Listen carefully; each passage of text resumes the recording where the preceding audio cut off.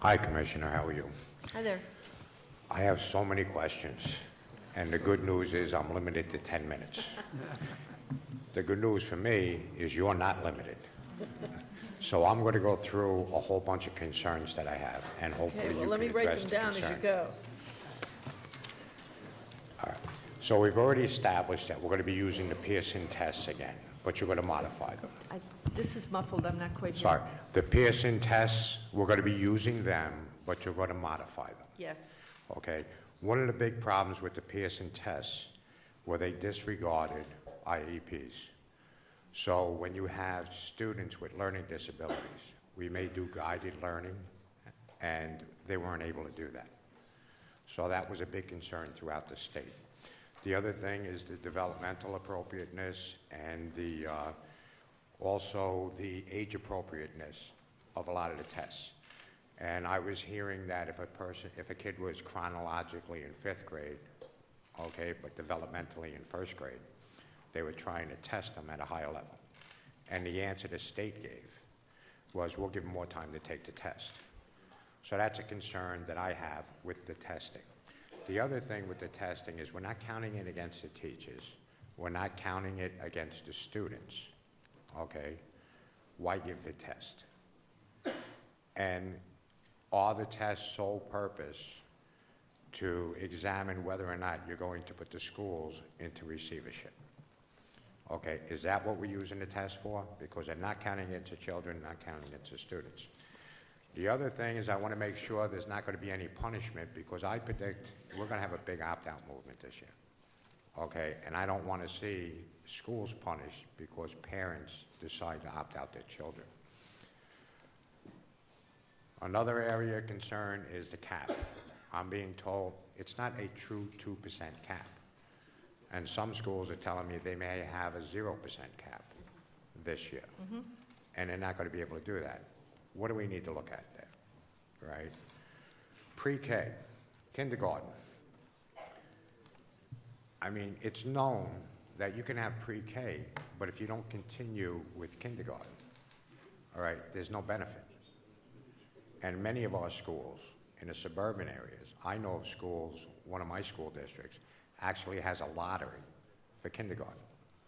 So what happens is some schools, some kids will go into kindergarten, and other schools, the parents have to pay out of their pockets to the school district in order for their child to go to kindergarten.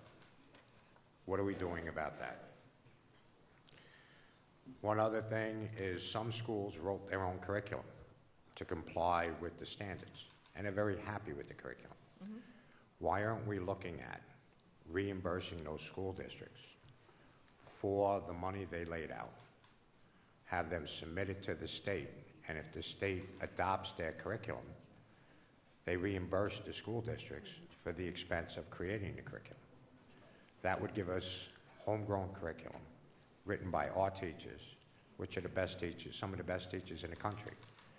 Why keep buying it off companies when we're seeing curriculum that's horrific?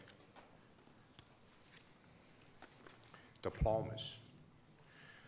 We keep giving fancy names to diplomas.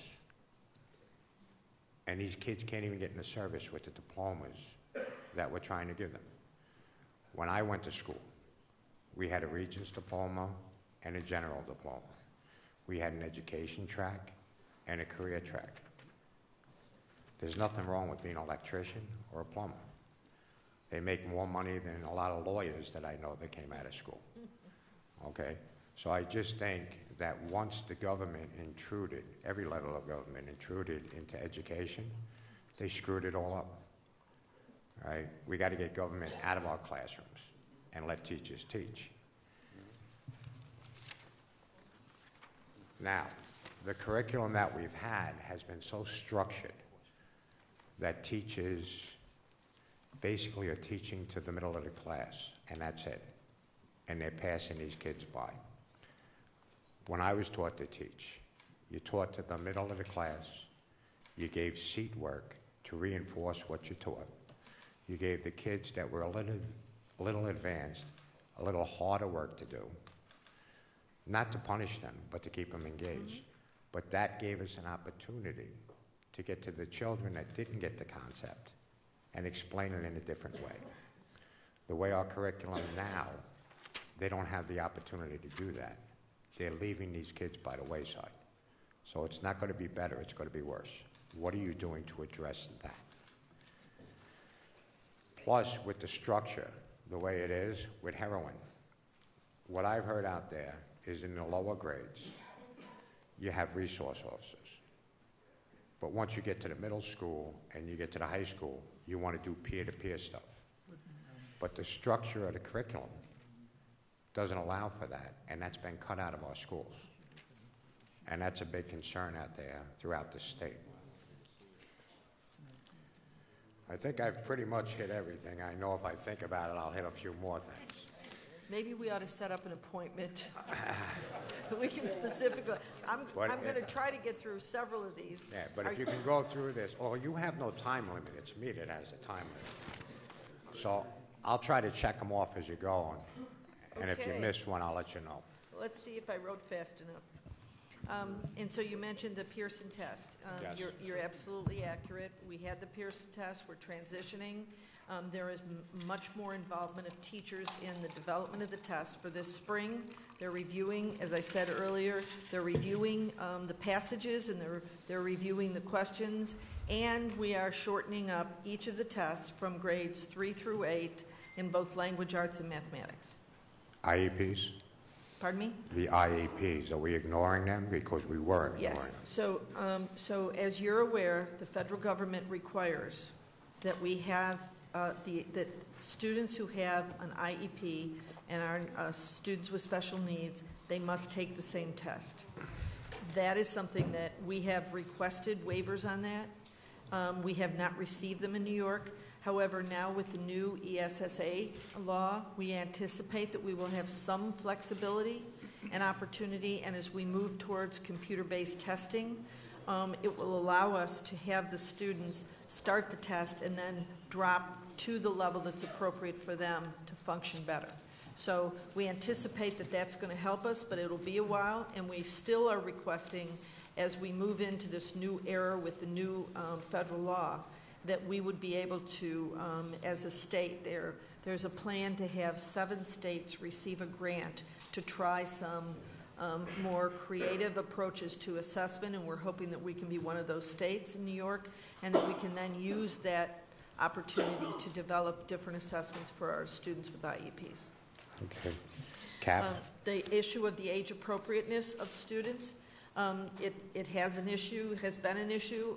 As I traveled around the state, I heard that a lot, that there are students that in kindergarten, in first grade, second grade, they feel like that the standards are too stretching for them, and we are going to be reviewing all the standards.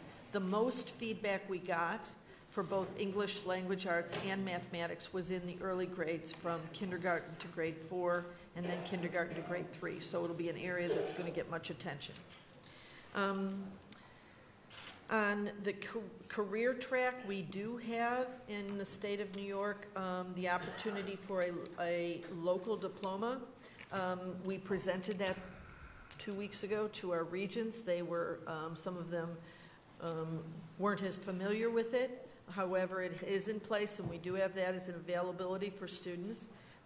However, we also have a CDOS credential that comes, and we're expanding that to be part of our options, our pathway options, so that students can learn the ways of work, et cetera, those soft skills on what's necessary to be a good employee, and also have opportunities to go out in the field with a particular career in mind. So those are all options that we're expanding, and the whole concept of pathways for graduation opens up lots of opportunities. You still need to keep it rigorous so that it means something to have a diploma from New York State schools, but it can within that context, it can also be something that's very relevant for students and prepares them for either taking a certification test, which is when you said that you had been in a program earlier, or you knew about programs at the time that you were in school. We used to have that as a technology or another opportunity for kids to go out immediately into a career. Now, we are expanding those, and right now we have 14 certification tests that can be part of the 4+1 graduation pathways, and we're expanding it up. As we see the tests, we're expanding to include those tests. We need a general diploma so the kids can even get into the service, though. That would probably be the equivalent of the local diploma now. And you talked about a curriculum right now, the plan and the recommendation that came from the task force was very clearly to put the curriculum development in the hands of the local districts. Once we identify these are the standards, and the assessments are revolved around the standards, the curriculum and what's done in the classroom should be a local decision. And as a matter of fact, the work that's been done by many teachers is being shared with other teachers in the state, so that in fact it can be great work that's done and somebody else doesn't have to do it again. And we've had the opportunity, Chancellor Farina from New York has made it available, the curriculum that it was developed in New York City, so that it can be available. We're putting it online for our teachers so that they can see and use and work off of some great work done in the city. And we have other models that we are expanding as well. New Visions is a not-for-profit that's done some great curriculum work, and we're using that as an opportunity for our teachers to have a model to use. We clearly still have the modules that are on Engage New York. Those, many teachers really like those. They should never have been a restrictive kind of thing. They should have been a model that could be used, not to be scripted, but rather as an option for teachers. That's what we want to do, and it's important, I believe, for local control of the curriculum, working with teachers to develop what they feel is most relevant for the kids that they have in their classroom. Thank you.